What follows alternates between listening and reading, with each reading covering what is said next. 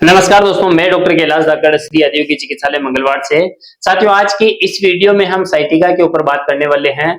जो भी व्यक्ति बैक पेन से परेशान रहता है, कमर के दर्द से परेशान रहता है या फिर साइटिका के दर्द से परेशान रहता है, उनमें बहुत बड़ा कंफ्यूजन रहता है कि आखिरकार साइटिका होती क्यों है। साथियों, इस वीडियो में लास्ट तक बने रहना, क्योंकि इस वीडियो में मैं आपको बताऊंगा कि साइटिका के मेजर कारण कौन कौन से हैं। वैसे साइटिका से रिलेटिव हमने हमारे चैनल पर और इंस्टाग्राम आईडी पर कई सारे वीडियोस डाल रखे हैं, आप उनको भी जाकर देख सकते हैं। और इस वीडियो में लास्ट तक बने रहना, क्योंकि मैं साइटिका को लेकर जो लोगों में जो धारणाएं हैं उनको क्लियर करने वाला हूं। साथियों, साइटिका होने का मेन मुख्य कारण है हर्निएटेड डिस्क या फिर स्लिप डिस्क। जब भी आप अपने बैक पेन को लेकर हॉस्पिटल जाते हो, एक्सरे एमआरआई करवाते हो, तो उस समय डॉक्टर आपको स्लिप डिस्क या फिर हर्निएटेड डिस्क का के लिए बोलकर आपको कुछ मेडिसिन दे देता है। साथियों, जब डिस्क अपने स्थान से खिसक कर नर्व को कंप्रेस करती है, तो उस खिसकी हुई डिस्क को स्लिप डिस्क बोला जाता है।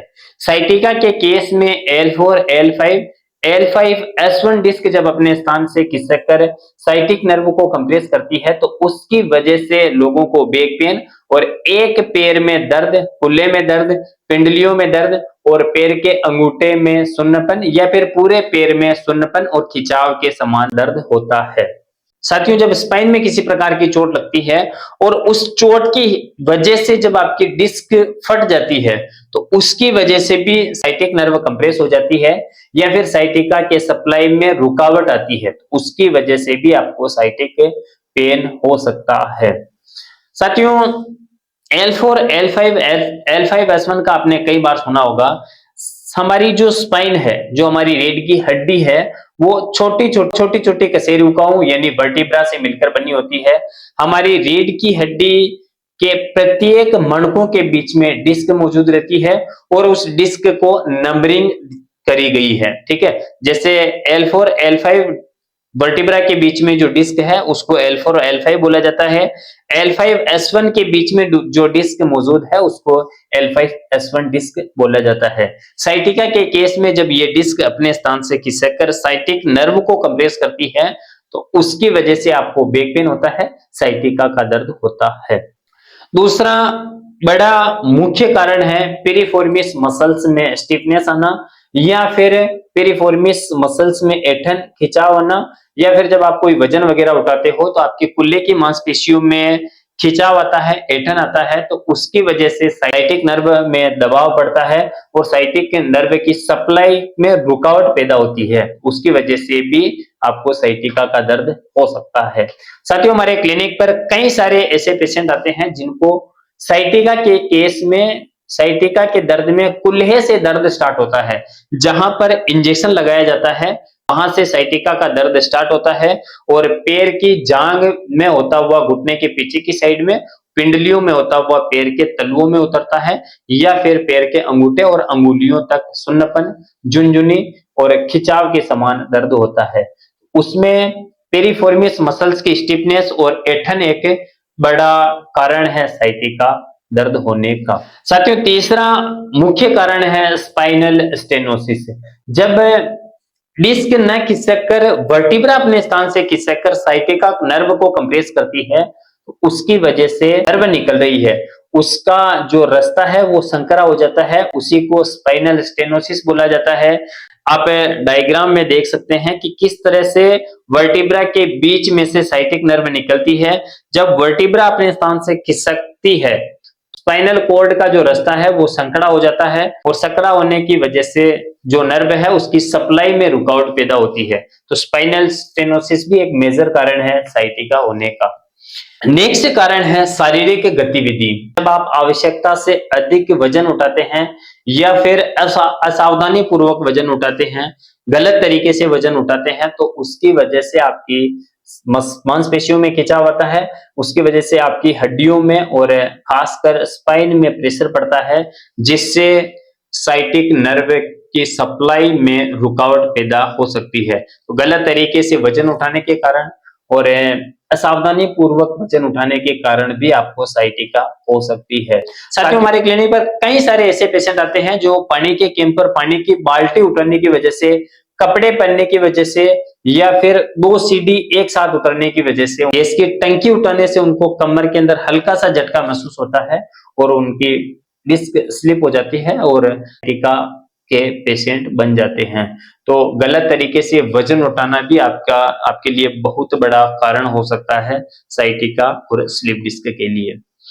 साथियों, जब किसी प्रकार की चोट लगती है आपकी वर्टिब्रा में और आपकी गद्दी में किसी प्रकार का फ्रैक्चर आता है, तो उसकी वजह से भी साइटिक नर्व के में कंप्रेशन आता है और वो भी एक मेजर कारण हो सकता है साइटिका होने के लिए।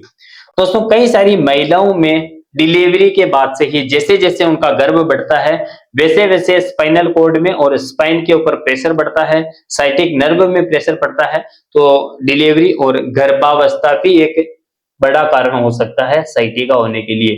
खास तौर से जब वो प्रेशर डिलीवरी के बाद में भी बना रहता है तो भी महिलाओं में साइटिका का दर्द लंबे समय तक बना रहता है। जब किसी प्रकार का ऑपरेशन किया जाता है तो स्पाइन के अंदर एक इंजेक्शन लगाया जाता है, उस इंजेक्शन के हिसाब से भी आपको साइटिका हो सकती है। साथियों, जब आपकी हड्डियों में किसी प्रकार का इंफेक्शन हो या फिर ऑस्टियोआर्थराइटिस हो तो उसकी वजह से भी आपकी हड्डियों की आकृति में परिवर्तन आता है और उस परिवर्तन के हिसाब से साइटिक नर्व में कंप्रेशन आता है, साइटिका की सप्लाई में रुकावट पैदा होती है, उसकी वजह से भी आपको साइटिका हो सकती है। साथियों, कई बार स्पाइनल कैंसर के कारण भी आपको साइटिका का दर्द हो सकता है। कई बार साइटिका के कंफर्मेशन के लिए कुछ टेस्ट करवाए जाते हैं, उनमें मुख्य है एक्सरे, एमआरआई, सीटी स्कैन और सोनोग्राफी हैं। उनके हिसाब से ही आपको पता लगता है कि जो रोगी है उसको साइटिका का दर्द है। एक मुख्य टेस्ट है जिसको आप घर पे भी कर सकते हैं और हम हमारे क्लिनिक पर SLRT करके पता लगा सकते हैं कि आपको होने वाला कमर का दर्द और आपकी पैर में आने वाला खिंचाव और दर्द साइटिका के वजह से है। SLRT को आप घर पर करके कुछ हद तक अंदाजा लगा सकते हैं कि आपको होने वाला कमर का दर्द साइटिका का दर्द है। साथियों, साइटिका के कुछ कॉमन लक्षण है जिसमें कमर के पिछले हिस्से में दर्द की शुरुआत होती है और वो दर्द धीरे धीरे नीचे उतरता हुआ आपके कुल्ले से जांग में, जांग से होता हुआ घुटने के पीछे की साइड में होता हुआ पिंडली से और पिंडली से पैरों के पंजों में उतरता है। कुछ केस में एक तार के खिंचाव के समान आपको साइटिका का दर्द होता है। कई सारे व्यक्ति होते हैं जिनका का दर्द दोनों पैरों में होता है, खास तौर से दोनों पैरों में खिंचाव और दोनों पैरों में सुन्नपन एक साइटिका का मुख्य लक्षण है। दोस्तों, एक रिपोर्ट के मुताबिक 40% जो लोग हैं उनमें कमर का दर्द साइटिका की वजह से होता है। यदि आप या फिर आपके परिवार का कोई भी सदस्य कमर के दर्द से, साइटिका के दर्द से, L4, L5, L5S1 के दर्द से परेशान है, जब आप हॉस्पिटल में जाते हो, MRI करवाते हो तो उस समय यदि आपको बोल दिया जाता है कि आपकी L4, L5 में या फिर L5S1 में नस दबी हुई है, उस नस को खोलने के लिए आपको ऑपरेशन करना पड़ेगा, तो एक बार अपने नजदीकी नेचुरोपैथिक, आयुर्वेदिक और होम्योपैथिक चिकित्सक से मिले और जितना हो सके ऑपरेशन को अवॉइड करने का प्रयास करें, क्योंकि कई सारे कारण ऐसे होते हैं जिसकी वजह से आपको ऑपरेशन तो कर दिया जाता है, लेकिन ऑपरेशन का जो सक्सेस रेट है वो बहुत ही कम है। इसीलिए अपने नेचुरल स्पाइन को बचाए, ऑपरेशन से बचे और वैकल्पिक चिकित्सा पद्धतियां हैं उनका प्रयोग करके आप अपने कमर के दर्द से, अपने साइटिका के दर्द से निजात पा सकते हैं। इसी तरह की और वीडियोस आपको हमारे इस पेज पर मिल जाएगी। इसमें कई सारे वीडियोस अवेलेबल है जो आपकी अच्छी हेल्थ के लिए आपकी सहायता कर सकते हैं। प्लीज उन वीडियो को देखें और हमारे इस पेज को फॉलो करें। आपको किसी भी प्रकार का हेल्थ इश्यू है तो आप हमसे संपर्क कर सकते हैं। डिस्प्ले पर जो नंबर चल रहे हैं उन पे आप कॉल करके निःशुल्क जानकारी ले सकते हैं। धन्यवाद।